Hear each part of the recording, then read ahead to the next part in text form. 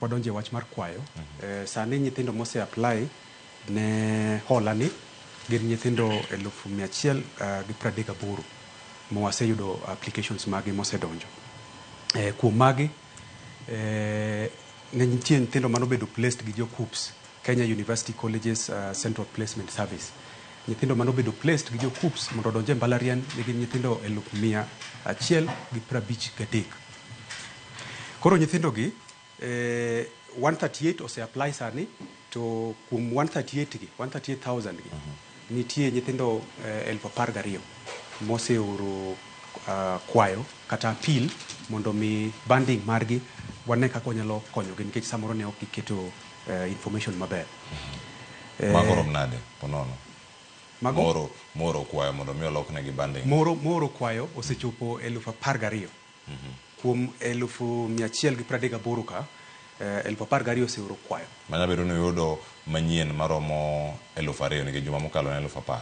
Yes, nitie mwasecha kwa yudo kendo kata mna sani pod wa open mondo mi nyithindo ora kwayo mondo wane kaka nyalo loso negi wechegi.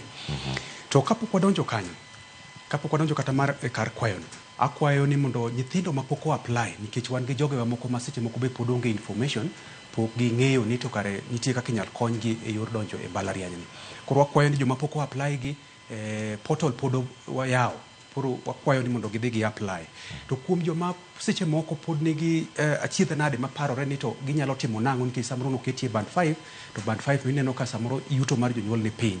Wakwayo ni mondo ikaw thuolo makende ma en masani ni mondo mi apply ne kwayo ni mondo mi wane kaka nyalo konyi. Koro kidwa apply ne kwayo, idhi e portal marwa ma en www.hef.co.ke. Kanyo inyalo wene kendo. Anyalo nuwe Cleophas.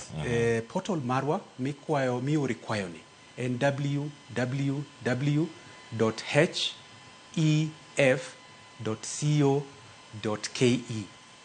Mane portal miori kwayo ni. To bende same portal mane gioro godo application cha.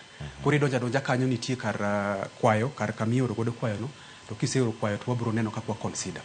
To gima duong' ahinya Cleophas mosebedo ka chando jogewa ni seche mancha ji timo application, nyithindo nokawa information margi to dhi oweyo seche moko ne jo cyber ka.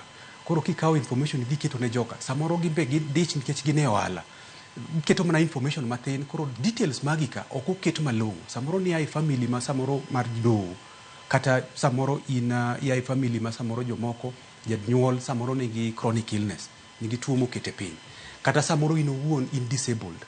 Koro information gi ne okwa yudo malong'o. Emiyo yudo ka seche moko nyithindo moko ochope band 5 kacha.